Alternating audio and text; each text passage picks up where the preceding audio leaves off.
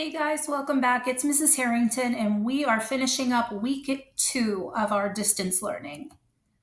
So today is Thursday, April 9th, and we have reached the end of the week. We are going to be gathering evidence today for the paper that you're going to be writing next week. To begin, we're going to look at Grammaropolis, and today you are going to be doing actually 3 activities, but don't get put off by doing 3 different things. I did it myself. It took me about 15 minutes, so it shouldn't be too bad for you guys. But here's what you need to do on Grammaropolis in order to get to where you need to go. So you look at the right-hand side of the screen when you go to Grammaropolis, and you'll see interjections that you did yesterday. If you go to the right of that, you're going to see a yellow box that says switch area. It's like a little tab. If you click on it, you're going to be able to choose what's called the punctuation department. And that's going to move you on to phase 2, which is the next set of lessons that we're going to be doing in Grammaropolis. So today you are working on periods, question marks, and exclamation marks, making sure that you get 80% in each of those areas, which you will. It's really pretty easy activities that you've learned years ago, but it's just going to refresh your memory, and you'll be getting 3 points for doing those 3 different things today.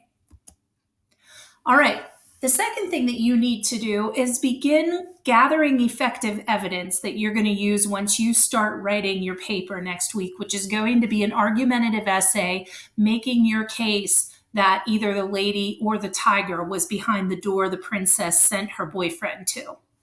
You will see a link for a T-chart that you're going to be filling out and then submitting for a grade. And here's how you're going to do that. So on each side, you do exactly the same thing. The first thing you're going to do is grab your notes from yesterday and anything you might have jotted down from our Zoom meeting.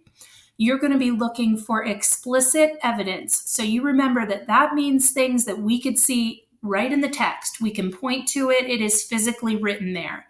That type of evidence should be showing support for the lady first, okay? So you're going to gather the things that you think prove that she pointed her boyfriend to the lady, all right?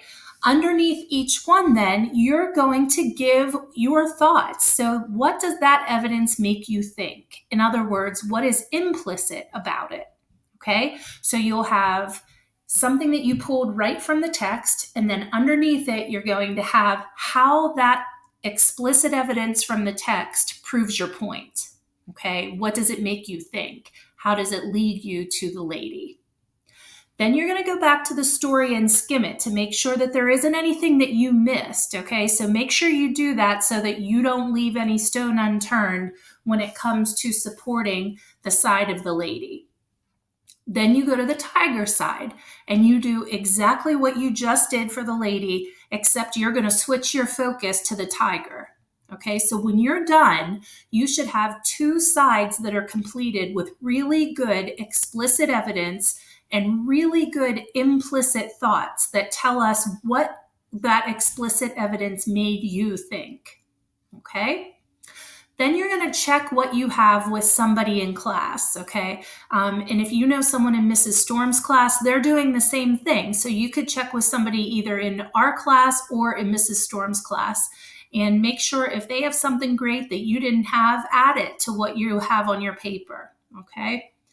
So today's tasks. Grammaropolis has 3 parts: periods, question marks, and exclamation marks. You need 80% and you can earn 3 points for doing that today.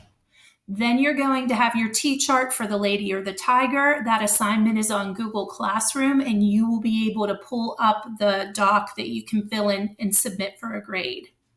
And remember, we are working toward how characterization helps to shape the plot. How do character traits in this story lead us to what happens in the plot and what might happen in the ending? All right, have an excellent weekend. We hope that you are able to relax and spend some time off from school, shut your brains off, and just have a good weekend. And we will catch up with you guys on Monday.